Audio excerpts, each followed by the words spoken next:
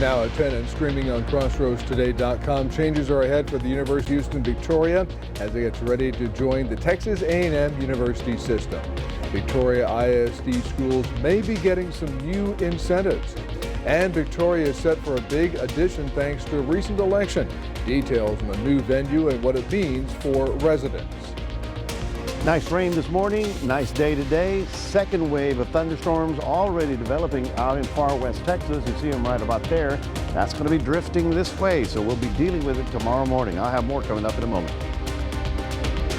And the Ganado Maidens ready for their first ever state championship versus the Riesel Indians. We'll give you one last championship preview before Thursday. Coming up, sports. You're watching 25 News now at 10. Good evening and thank you for joining us. I'm Don Brubaker. Shauna Curry is off tonight. This is an alert day, time to check on our weather. Let's go to Mac Pettis with the first look at the forecast. Mac, I just saw this.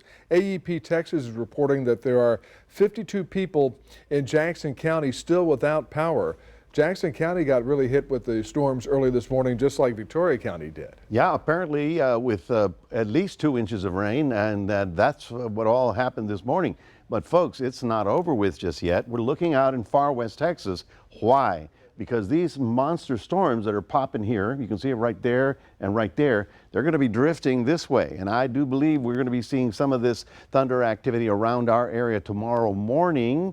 And so if you're thinking of, doing something early in the morning, I believe we'll have thunder showers in our area by then. All of these counties in far west Texas are under the severe thunderstorm watch for now. I do believe that will be expanded as we go through the next 12 hours. When does it get here?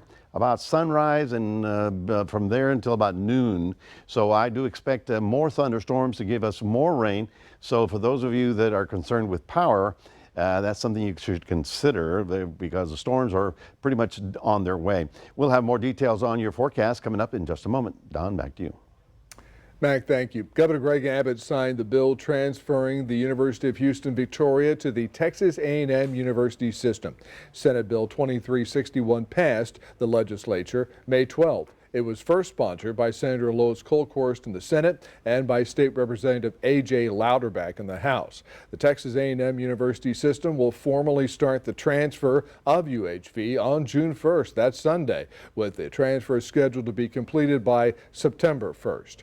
Reaction coming into the news, UHV President Bob Glenn put out this statement, quote, "This is an exciting new chapter for the university. We are looking forward to blazing new trails and working with our new A&M colleagues in the days ahead," unquote. Chancellor John Sharp of the Texas A&M University system sent us this statement, quote, "Victoria has long been a community of promise and potential, and we are honored to have the opportunity to help this campus grow into one of the premier universities in Texas. I am especially happy that an A&M system university will be in my home county. It has been a dream for a long time," unquote. The University of Houston Victoria opened in the fall of 1973. UHV became a 4-year institution when it was granted the ability to admit freshmen and sophomores in the fall of 2010. On April 3rd, Senator Kolkhorst laid out the transfer bill in the Senate Committee on Education. Representative Louderback laid out the transfer bill in the House on April 15th. UHV is joining one of the nation's largest university systems with 11 universities and 8 state agencies and a budget of more than $7.3 billion. Through a statewide network, the Texas A&M system educates more than 165,000 students and makes more than 25 million additional educational contacts through service and outreach programs each year. System-wide research and development expenditures exceed $1.5 billion. And this brings us to our viewer poll tonight.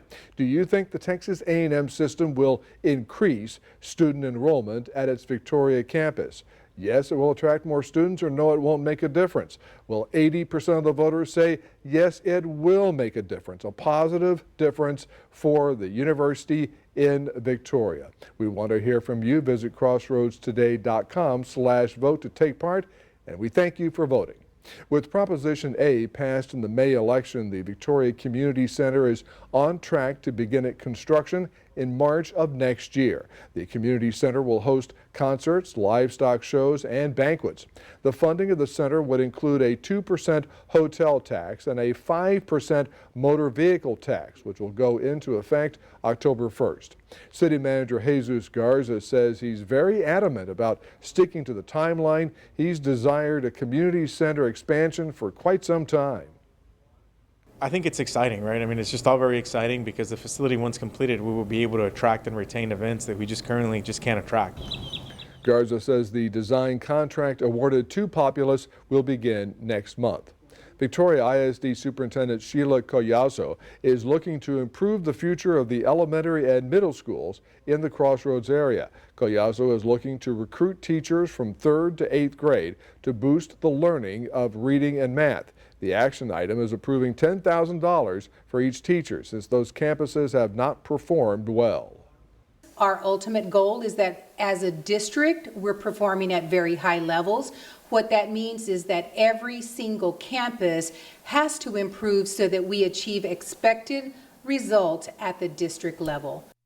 Collazo is aiming for performance to rise within the next 2 years and is willing to support the schools every step of the way. The Texas Senate gave preliminary approval Monday to a bill that would prevent cities or counties from holding a gun buyback program. The proposal also seeks to stop local governments from sponsoring or organizing such a program. To read this full Texas Tribune article, visit our website, crossroadstoday.com. A Texas family is mourning the loss of their daughter, who died suddenly of a heart attack at age 15. Caitlin Saunders' 16th birthday would have been Tuesday, but instead the family is planning her funeral. It's a loss the Saunders family is trying to grapple with. The loss of their daughter, 15-year-old Caitlin Saunders. She's wonderful. She was she had a big heart. She cared a lot for people. But on Thursday, that big, loving heart gave out. What happened to her? It was the first day of summer, and it was a regular morning. She was happy. She was up, excited about summer. Nancy and her son were home when Caitlin collapsed on May 22nd. They called 911 and paramedics rushed her to the hospital. Her father, Nicholas, got the call at work. I was freaking out. I didn't think it was real. Doctors told the family Caitlin had suffered a heart attack. The family tells us there were no warning signs and that Caitlin didn't have any conditions that could have led to this. Wait, did doctors tell you guys anything? Any kind of explanation? No, all they said is like it happens within teenagers, but not as often. It's just 1 in a million or 1 in 1,000 that it could happen, and that day it was just happened to happen to her. Her father still can't make sense of it. They should have took me instead of her. This is the hardest thing I ever had in my life. Not at all, not for a heart attack at 15 years old. Now Caitlin's little brother Blake wants the world to know just how special his big sister was. She was a very great sister to me. Photos now cover the family's dining table, memories of birthdays, milestones, and her most important day. This is the day that her dad adopted her, my current husband. She always wanted him to adopt her. As they try to figure out how to move forward. The girl they called Princess is gone, but her smile, her laugh, and her love will live in their hearts. This young, bright life gone far too soon. Remember to subscribe to our YouTube channel, Crossroads Today. Hit the like button and click the notification bell. Then you can see Crossroads Today on YouTube. The CDC is making big adjustments to its vaccine guidelines, what it means for families, coming up on 25 News now at 10. Plus, find out why teens hoping for a summer job may face a tougher market this year.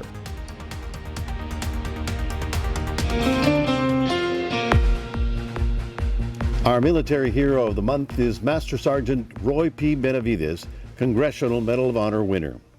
This month marks the 57th anniversary of Sergeant Benavides' actions in Vietnam. It is still an amazing story of heroism and dedication that needs to be retold. Nearly 60 years after his exploits, military fans are calling him the real Rambo. Roy was a native son of the Crossroads. He was born in Cuero in 1935, but after both of his parents died of tuberculosis, Roy went to live with his grandfather and an uncle and extended family in El Campo. Times were hard back then, and there were many mouths to feed. Roy found himself doing little odd jobs like shining shoes and picking cotton. At the age of 15, he dropped out of school and went to work full-time to help the family. I needed that education and learn the skill. So I was accepted into the regular Army. Then I heard about airborne. I heard about that extra pay that you get for jumping out of airplanes. Soon thereafter, Roy applied and was accepted to the 5th Special Forces. Special Forces were known as the Green Berets during the Vietnam era, and at this point, Roy was part of an elite team of highly trained soldiers, exactly where he wanted to be. The Rangers were called in for very sensitive operations, usually behind enemy lines. In 1965, Roy was on a solo reconnaissance mission in Vietnam. He was out to gather intelligence on the Viet Cong troops. It was at this moment that he stepped on a landmine. Roy was evacuated and wound up at the Fort Sam Medical Center. There he was told his legs were so damaged that he would never walk again. Roy was not happy with his prognosis, and as he lay in his hospital bed, he saw the news about how the nation was turning against the Vietnam War. He vowed to walk again and pushed himself into strenuous rehab to get back on his feet. Benavides walked out of the hospital in 1966, determined to return to combat in Vietnam. 57 years ago, Roy went through what has been described as his 6 hours in hell. While at a forward operating base, he heard the desperate call over the radio. A 12-man Ranger squad was in trouble. They were surrounded by over 1,000 Viet Cong, and they were taking heavy casualties. Without orders, Roy picked up a medical bag and ran to the closest helicopter on duty. When he arrived at the location, he jumped out of the helicopter and ran to support his dead and wounded buddies. Under withering fire and grenades, Roy began to haul every one of his comrades to an evacuation zone. He received numerous bullet wounds, but he never stopped. At one point, an enemy soldier clubbed him on the head and stabbed him with his bayonet. Benavides pulled the bayonet out of his body, drew out his own knife, and killed the attacker. He kept going, leaving the knife in the soldier's body.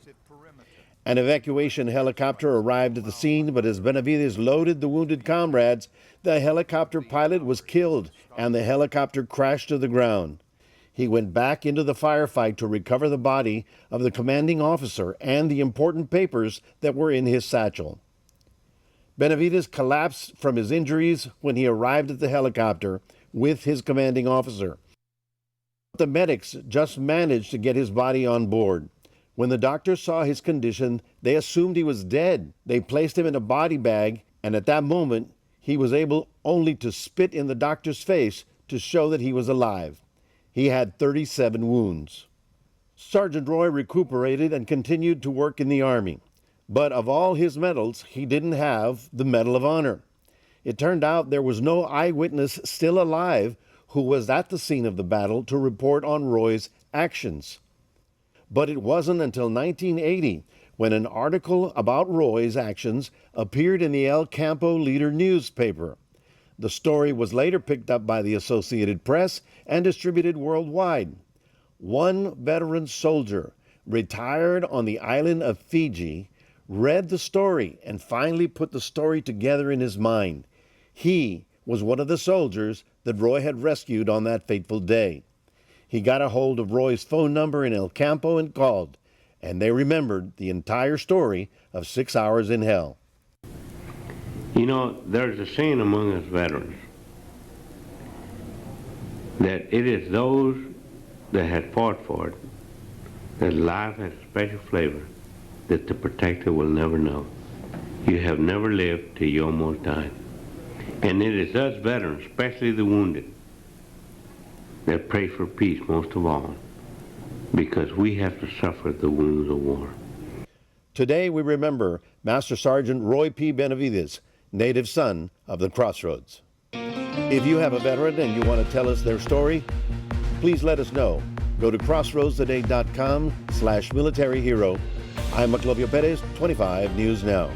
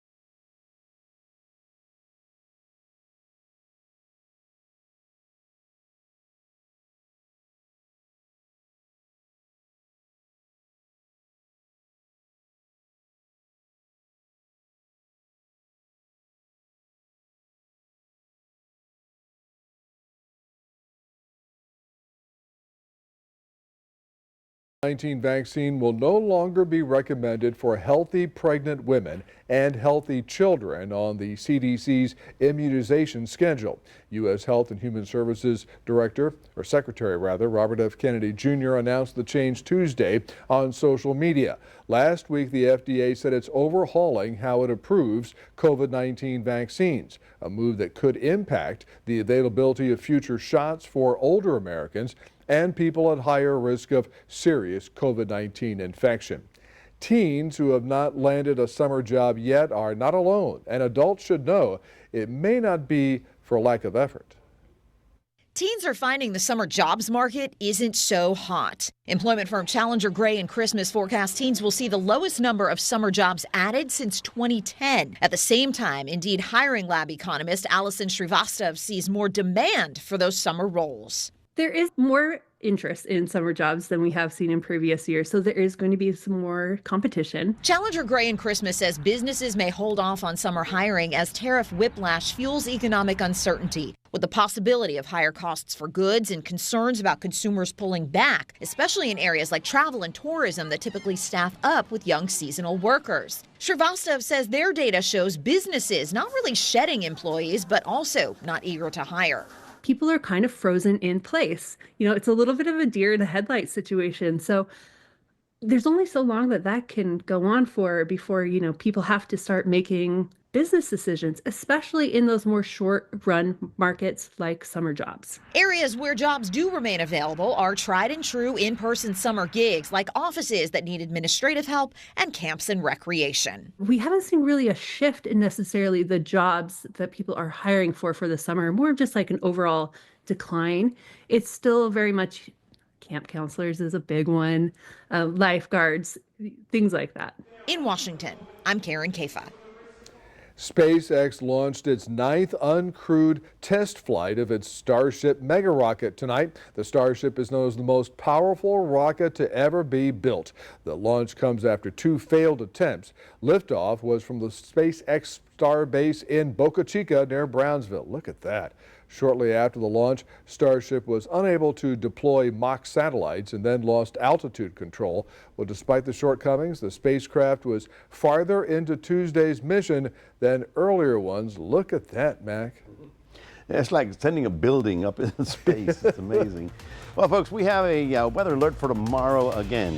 What happened? Well, there's another wave of storms that's likely to arrive here tomorrow morning, sunrise to about noontime. So the alert flag for Wednesday, Thursday, crossroads counties, heavy rainfall, more wind, and possible hail. We'll be talking about all that coming up in a moment.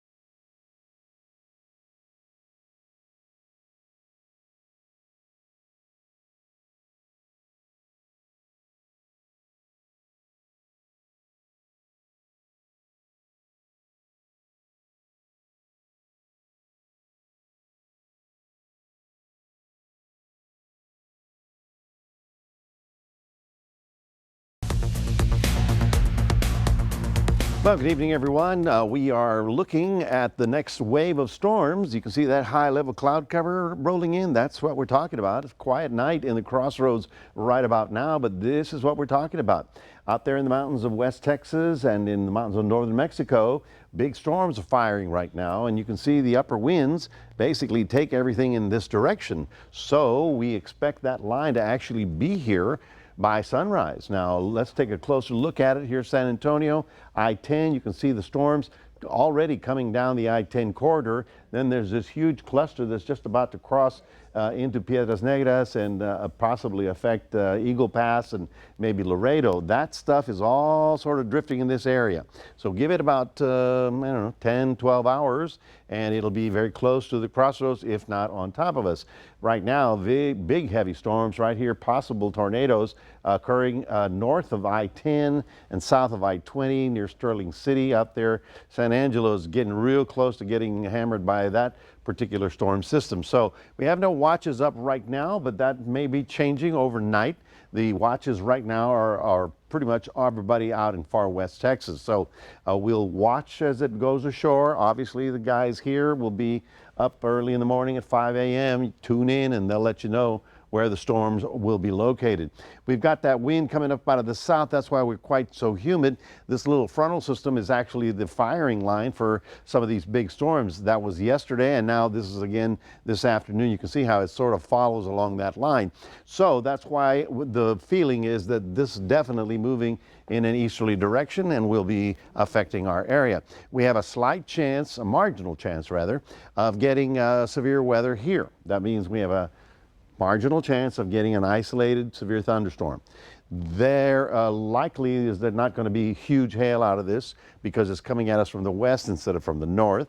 And as you know, when the storms get real close to the Gulf, they ingest all that warm Gulf air. So the freezing level goes way high, and it shuts down much of the hail production, which is good. That means I don't expect any severe hail problems there. This is the third day. This would be on Thursday, and we still have a chance for some isolated severe thunder showers around the region. Here's a better look at it. Take a look at it. We start off at 10 o'clock at night.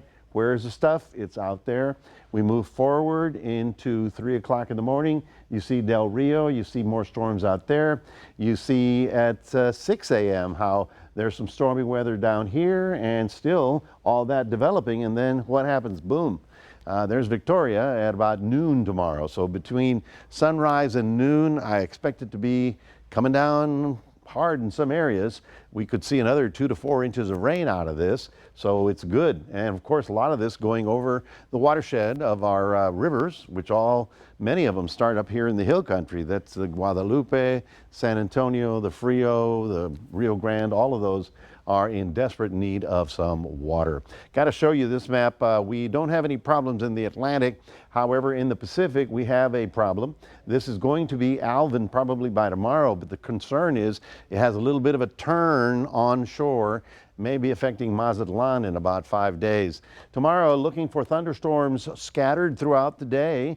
In Cuero, you're going to have thunderstorms scattered throughout the day. Your temperatures will be better because of the cloud cover and the rain, but alert day for Wednesday, Thursday, finally Friday is when it begins to change, and this Saturday stuff is basically leftover moisture from this week. That's your 7-day forecast, reminding everybody we do have a QR code. Love for you to scan that. Put Crossroads Today on your phone. And time for sports with Maxwell. Over to you. Yeah, Max, starting this summer, the Crossroads Sports Center will be hosting multiple different youth basketball and volleyball leagues here this summer. We'll talk about all the features here for this new sports center in Victoria coming up in sports.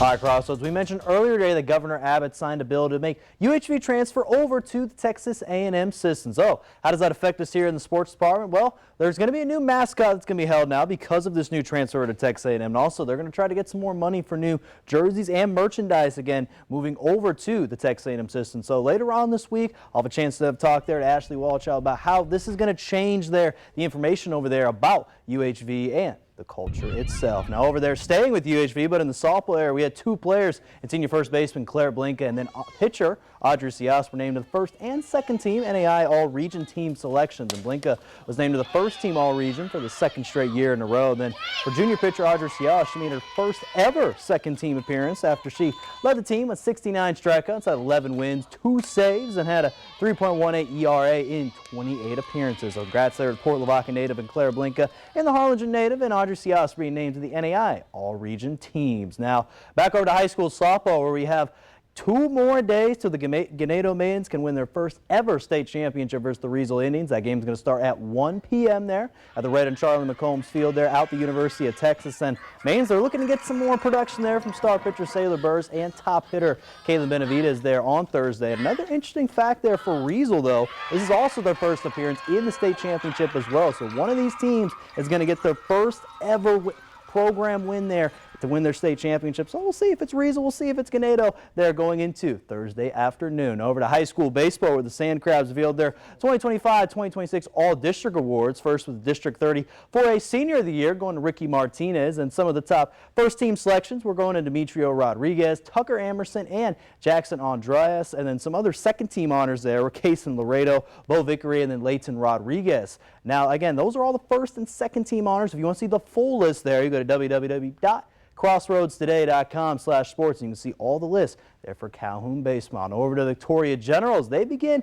their home opener on June 5th there at 7:05 p.m. versus the Gumbo Gators, with the first game starting at June 3rd against Seguin River Monsters. But for the Generals, they added some fun things for their home opener there on June 5th. There's going to be free ticket night at the park, and the gates will open at 5:30 p.m. And also, they're going to have band that's going to perform on the field there in El Camino. It's going to start there at 5:30, so if you want to get out there, get a little band feel and get ready for the game there at 7. And again, it's just going to be exciting to see the Generals back in action. We'll hear from head coach Michael Oros later in the week about what are the expectations there for this season. Now finally here, over to one new thing that's getting built there in Victoria there in the Sports Center, Crossroads Sports Center. This is a new complex for basketball and volleyball out there for indoors. They also got daily pickleball play you can use around. So if you want to hear more about this center, again, I posted out as well to crossroadsports.com, and also you can get your child involved at the complex. It's located there at 3034 Kerr Boulevard near Victoria West High School. And that's going to do it here in sports. Don, back to you.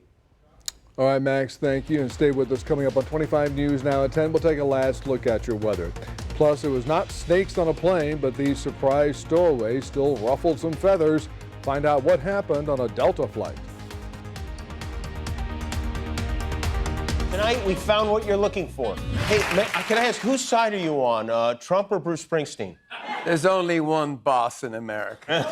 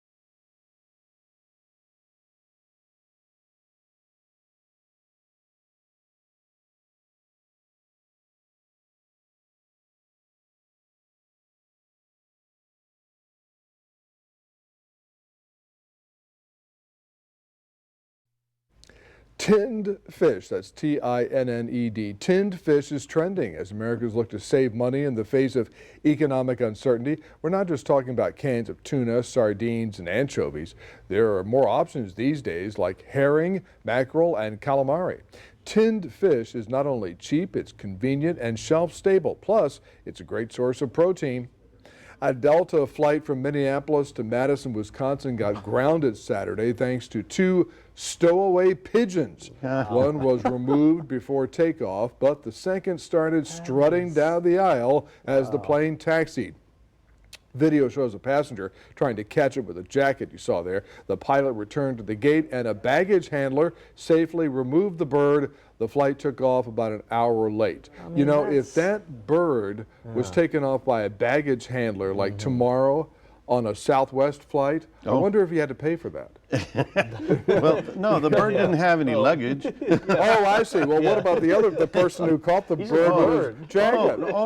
So that was somebody's bird. Yeah, but we don't know. Maybe it was a stray bird. We don't know.